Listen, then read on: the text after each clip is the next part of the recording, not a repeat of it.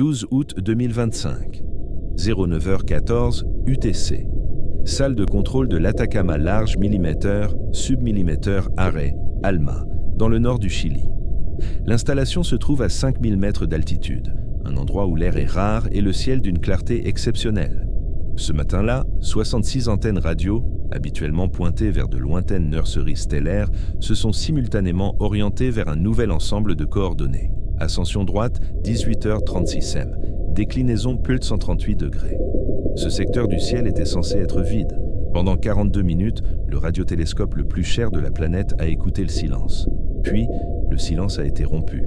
Le flux de données n'est pas arrivé sous forme de murmure. Il ne ressemblait pas au bruit de fond aléatoire du fond cosmologique micro-ondes. Il a frappé les capteurs comme un cri, une impulsion d'énergie structurée et rythmique dans la bande submillimétrique avec un cycle de 1,4 secondes. La puissance du signal était si élevée qu'elle a saturé les entrées du récepteur, déclenchant un dispositif de sécurité automatique de surcharge du capteur qui a arrêté 3 des antennes principales. L'astronome en chef de service, le docteur Harry Storn, a tenté d'enregistrer l'événement comme un sursaut radioélectrique transitoire. Il a commencé à rédiger le rapport préliminaire à 09h58 UTC. À 10h15 UTC, la connexion Internet de l'installation a été coupée. À 10h30 UTC, un hélicoptère sans inscription mais équipé d'un code transpondeur lié au commandement des opérations spéciales interarmées des États-Unis a atterri sur l'héliport. Le docteur Thorne a été escorté hors du bâtiment par 4 hommes en tenue tactique. Il a laissé son café sur le bureau. Il a laissé ses clés. On ne l'a pas revu depuis. Sa biographie universitaire indique désormais qu'il est en congé sabbatique médical indéfini en raison d'une démence précoce. Le docteur Thorne n'était pas atteint de démence. Il avait des données. Et ces données prouvaient que l'objet connu sous le nom de 3I Atlas n'était pas un rocher. C'était un émetteur. Telle est la réalité du projet Indigo. Il ne s'agit pas d'une mission scientifique, il s'agit d'un protocole de confinement. Son objectif n'est pas de comprendre l'objet qui s'approche de la Terre, son objectif est de s'assurer que vous ne le compreniez pas avant qu'il ne soit trop tard pour paniquer. Je suis un ancien analyste de l'Agence de renseignement de la Défense, affecté au groupe de travail Indigo. Je romps mon accord de confidentialité parce que les calculs ne permettent plus d'espérer survivre. Vous méritez de savoir ce qui va arriver. L'anomalie, le spectre impossible. Laissons de côté les communiqués de presse de la NASA et examinons les données physiques brutes. Selon la version officielle, 3I Atlas est une comète interstellaire probablement éjectée d'un système solaire du complexe d'Orion. Les comètes sont des boules de neige sale composées de glace, de poussière et de roches. Lorsqu'elles s'approchent du Soleil, elles se réchauffent. La glace se sublime en gaz entraînant la poussière avec elle. La lumière du Soleil frappe cette poussière et nous est renvoyée. La physique a ses règles, l'une d'elles est la diffusion de Rayleigh. Les petites particules diffusent la lumière bleue et laissent passer la lumière rouge. Les particules de poussière plus grosses reflètent un spectre neutre. C'est pourquoi les comètes apparaissent généralement blanches, grises ou légèrement rougeâtres. Elles sont poussiéreuses. 3I, Atlas et bleu. Pas du bleu pâle et blanchâtre d'une queue gazeuse. Il s'agit d'un bleu cobalt électrique, néon et perçant. Dans le spectre visible, elle est plus brillante et plus bleue que l'étoile Rigel.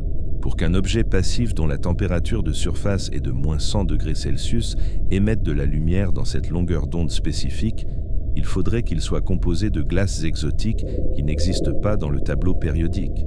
Ou alors, il ne réfléchit pas du tout la lumière du Soleil. Il génère sa propre lumière. Le 25 octobre 2025, le laboratoire de physique des hautes énergies de Berkeley, en Californie, a pointé son analyseur spectral automatisé Skynet 4 vers l'objet. À 3h14 du matin, le système s'est planté. Le journal des erreurs indiquait « valeur d'entrée hors plage ». Le flux de photons dans le spectre bleu et ultraviolet C dépassait de 400 fois la production solaire par rapport à la surface de l'objet. Réfléchissez-y. Un rocher de 5 km de large qui surpasse le Soleil dans le spectre UV.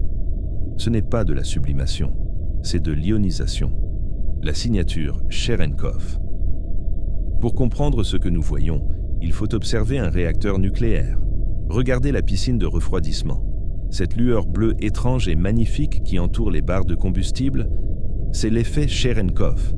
Il se produit lorsque des particules chargées, généralement des électrons, se déplacent dans un milieu, comme l'eau, à une vitesse supérieure à celle de la lumière dans ce milieu. Cela crée une onde de choc lumineuse comme un bang sonique pour les yeux. Mais l'espace est un vide. Il n'y a pas d'eau, il n'y a pas d'air, il n'y a pas de milieu avec lequel les particules peuvent interagir. Selon les lois de la physique classique, le rayonnement Cherenkov ne peut pas exister dans le vide, à moins que le vide ne soit pas vide. Un document théorique divulgué par le groupe Indigo postule que l'objet est entouré d'un champ de confinement à haute densité. Une bouteille magnétique. Le milieu n'est pas de l'eau, mais un bouclier de plasma super dense piégé dans un réseau magnétique. À l'intérieur de ce bouclier, un moteur tourne. Un système de propulsion qui accélère les particules à des vitesses relativistes. La lumière bleue que nous voyons est l'échappement d'un moteur de vaisseau spatial filtré par un bouclier magnétique qui lutte pour contenir l'énergie d'une petite étoile. Nous ne regardons pas une comète. Nous regardons le flash d'une manœuvre de freinage, le coup humain, l'incident du Chili. L'épreuve ne se trouve pas seulement dans les chiffres, elle se trouve dans les brûlures. 3 heures après la détection de Berkeley, un rapport médical inquiétant a été enregistré dans la base de données sécurisée de l'Organisation panaméricaine de la santé. Numéro de dossier CL 994 Alpha. 3 hommes, astronomes amateurs, se sont présentés dans un hôpital régional de la région d'Atacama, au Chili. Ils hurlaient. Ils observaient 3I Atlas à l'aide de télescopes optiques modifiés à grande ouverture. Ils cherchèrent des détails dans la comète. Ils ont fixé l'objet pendant environ 45 minutes. À leur arrivée aux urgences, leurs symptômes étaient identiques. Photokératite aiguë. Leur cornée était brûlée. Leur rétine présentait des signes de décoloration dus aux UV. Leur visage était rouge et pelait, comme s'ils s'étaient endormis sous une lampe de bronzage pendant 10 heures. Ils n'ont pas regardé le soleil. C'était la nuit. Ils ont regardé une comète, située à 150 millions de kilomètres. Comprenez-vous l'énergie nécessaire pour brûler un œil humain à travers l'oculaire d'un télescope à une telle distance? Un chalumeau de soudage ne pourrait pas faire cela à 1,5 km. Cet objet l'a fait depuis l'autre côté du système solaire. Il émet un rayonnement UV intense de l'ordre du térawatt. Les autorités chiliennes ont été réduites au silence en moins de 6 heures. Le diagnostic officiel dans les dossiers hospitaliers a été changé en conjonctivite chimique causée par la poussière d'engrais emportée par le vent. Les hommes ont été transférés dans un établissement privé appartenant à une société écran liée à la CIA. Ils n'ont pas parlé à leur famille depuis. La purge académique. La communauté scientifique n'est pas aveugle, elle voit les données, mais elle a peur. Le 30 octobre, le professeur Leonard Vance, astrophysicien titulaire à Harvard et expert de premier plan dans le domaine des milieux interstellaires, a mis en ligne un article sur le serveur de prépublication arXiv.org. Le titre était sobre, ligne d'émission anormale du Xénon 135 dans le spectre de l'objet interstellaire 3I. Son contenu était explosif. Le Xénon 135 n'est pas un gaz naturel présent dans les comètes, il n'existe pas dans les nébuleuses. Il s'agit d'un isotope spécifique à courte durée de vie créé lors de la fission nucléaire. C'est un poison de réacteur, un déchet qui s'accumule dans les cœurs nucléaires et qui doit être évacué ou brûlé. Si 3I Atlas évacue du Xénon 135, c'est qu'il s'agit d'une machine fonctionnant selon un cycle de fission. Elle rejette sa chaleur résiduelle et ses gaz toxiques à mesure qu'elle ralentit. L'article est resté en ligne pendant 18 minutes. Puis, le serveur a subi une erreur critique de base de données. Lorsqu'il est revenu en ligne, l'article avait disparu. Il n'avait pas simplement été supprimé, mais effacé. Le numéro DOI a été réattribué à un article sur l'érosion des sols dans le Nebraska. Le professeur Vance a été mis en congé administratif le lendemain matin. Son adresse e-mail universitaire a été supprimée. Son laboratoire a été scellé avec du ruban adhésif de sécurité biologique, officiellement pour désamiantage. J'ai vu les notes de service interne. Il n'y a pas d'amiante. Il n'y a qu'une équipe d'experts médico-légaux du FBI qui, dépouillant les disques durs et déchiquette les notes papier. Vance se trouve actuellement dans un centre de débriefing sécurisé dans le Maryland. On lui a dit que s'il mentionnait à nouveau le Xénon 135, sa pension serait révoquée et ses enfants se retrouveraient sur la liste d'interdiction de vol. Conclusion de la phase 1. C'est ce qu'on appelle le vide informationnel. Il nettoie Internet, intimide les scientifiques et cache les preuves matérielles. Les communiqués de presse de la NASA sur l'ionisation du monoxyde de carbone sont une insulte à la chimie élémentaire. Ils savent que vous ne maîtrisez pas les mathématiques. Ils misent sur votre ignorance. Mais la lumière bleue devient plus intense. Vous pouvez désormais la voir avec des jumelles. un œil froid et immobile dans la constellation des Poissons. Ce n'est pas naturel, ce n'est pas amical. Et cela nous observe aussi attentivement que nous l'observons. Le projet Indigo échoue parce qu'on ne peut pas cacher un deuxième soleil. La comète est un moteur. Le moteur est actif et le vaisseau ralentit. Pourquoi ralentit-on dans l'espace lointain? On ralentit pour entrer en orbite. On ralentit pour arriver à destination. 15 novembre 2025. La salle de briefing de l'Agence nationale de renseignement géospatial est silencieuse. Sur l'écran principal, une nouvelle carte de l'hémisphère nord brille de nuances furieuses de rouge et d'orange. Ce n'est pas une carte météorologique, c'est une carte des interférences électromagnétiques. La désignation en haut du fichier indique « événement de décalage vers le bleu ». C'est le terme qu'ils utilisent lorsqu'ils pensent que nous n'écoutons pas. Depuis que l'objet a commencé sa phase d'émission bleue, l'ionosphère terrestre réagit violemment. Cela a commencé avec le réseau GPS. Les conducteurs londoniens ont constaté que leurs applications de navigation dérivaient de 300 mètres. Les tracteurs automatisés du Midwest américain se sont arrêtés dans les champs, incapables de capter un signal. L'explication officielle était une activité solaire inhabituellement élevée. Mais le soleil est calme, le vent solaire est calme, les interférences proviennent de l'objet. Le aura bleu qui entoure 3i Atlas n'est pas seulement de la lumière. Il s'agit d'un nuage de plasma hautement ionisé qui agit comme une immense cage de Faraday ou un champ de brouillage. À mesure que l'objet s'approche de la Terre, ce champ interagit avec la magnétosphère de notre planète. Il crée un bruit de fond qui aveugle nos radars d'alerte précoce.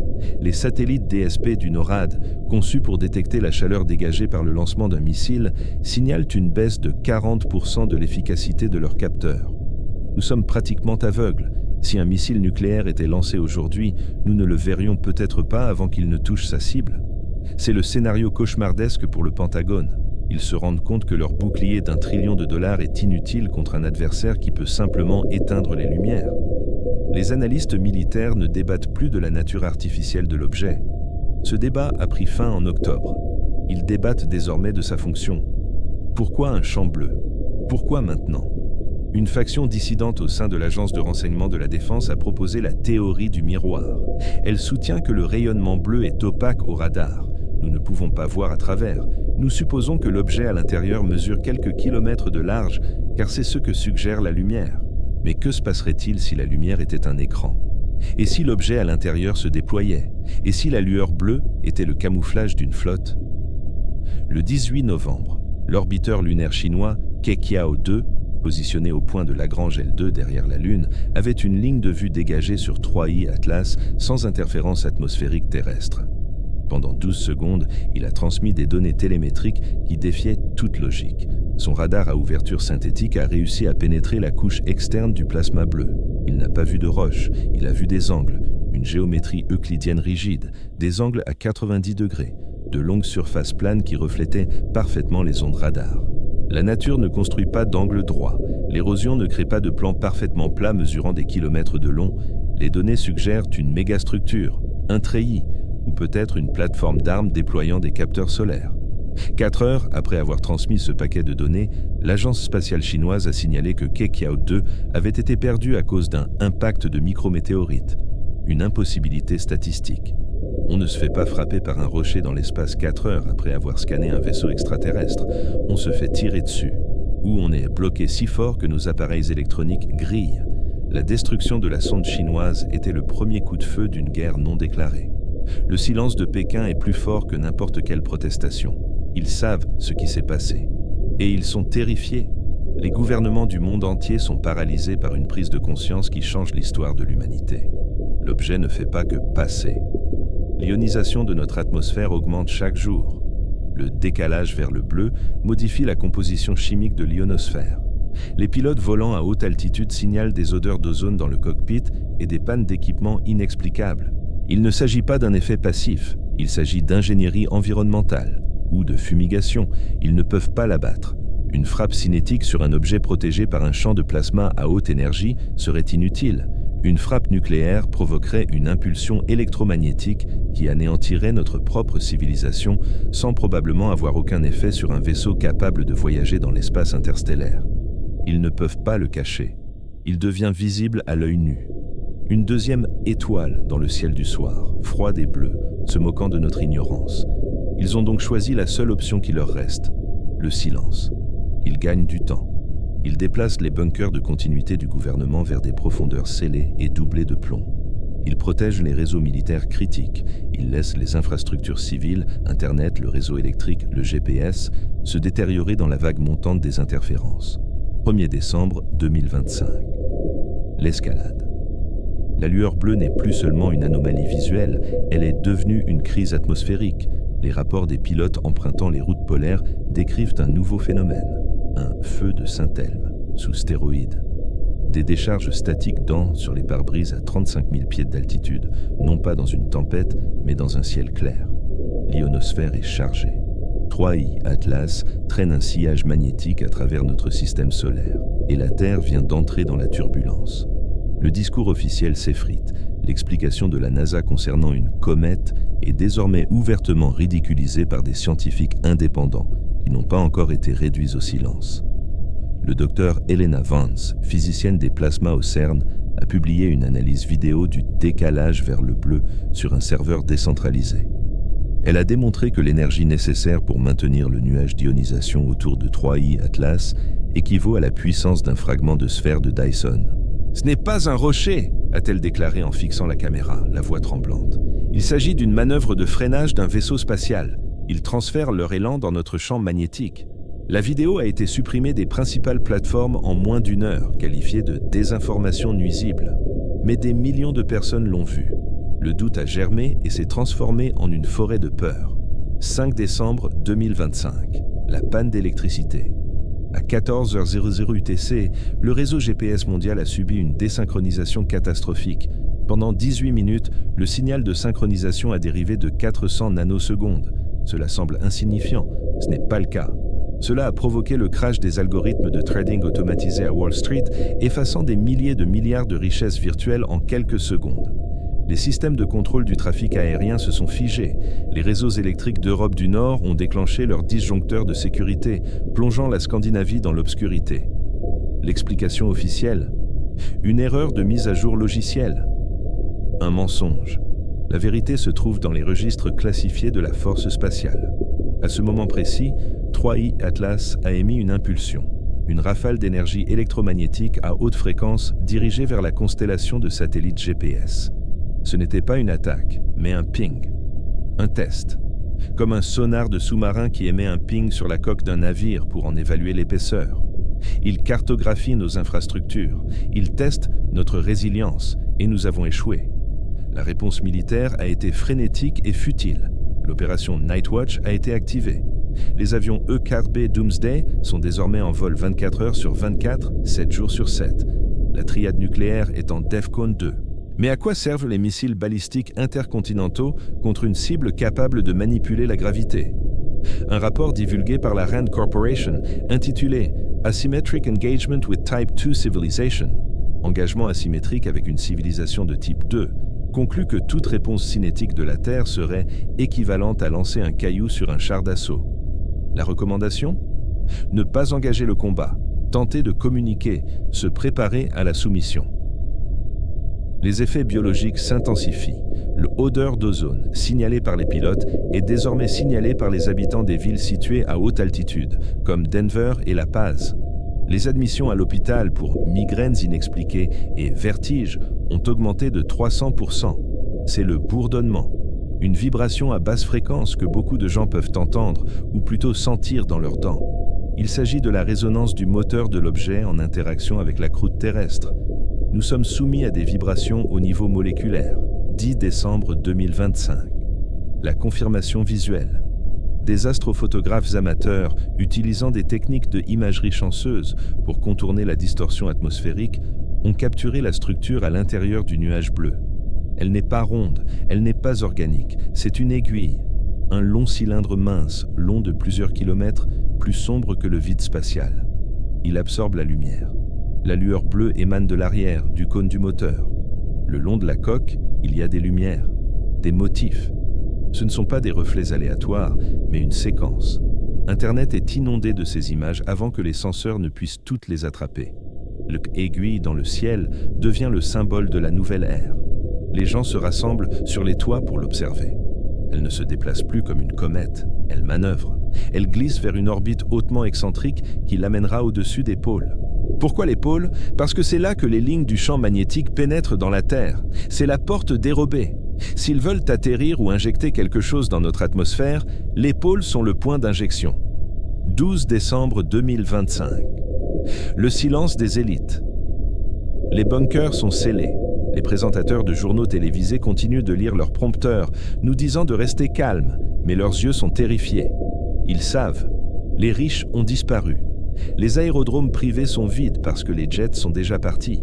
Ils ne se rendent plus sur les îles. Ils vont sous terre. Les sites de continuité du gouvernement, Mount Wither, Raven Rock, les abris souterrains des Ozarks sont scellés. Les portes sont verrouillées de l'intérieur. Ils ont abandonné la surface. C'est la trahison ultime. Ils savaient depuis des mois. Le projet Indigo ne visait pas à étudier l'objet, mais à gagner du temps pour construire les arches.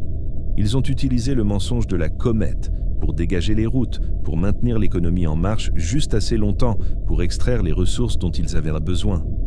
Maintenant, ils sont partis. Et nous sommes là, à regarder le fantôme bleu. Que va-t-il se passer ensuite? La théorie du miroir suggère que la lumière bleue va s'éteindre. Lorsque le moteur se désengagera, lorsque le bouclier tombera, nous les verrons. Et ils nous verront. Seront-ils des conquérants? L'histoire des contacts entre des civilisations présentant de vastes disparités technologiques suggère que oui. Lorsque les Espagnols sont arrivés en Amérique, il ne s'agissait pas d'une négociation. C'était une apocalypse. Nous sommes les Aztèques. Ils sont les conquistadors, et Troie Atlas est leur galion. Mais il existe une possibilité plus sombre, une théorie chuchotée dans les coins les plus sombres de la communauté du renseignement, la théorie du moissonneur. Et s'ils n'étaient pas là pour nous? Et s'ils étaient là pour la planète? Et si nous n'étions qu'une infestation sur une ressource qu'ils veulent s'approprier?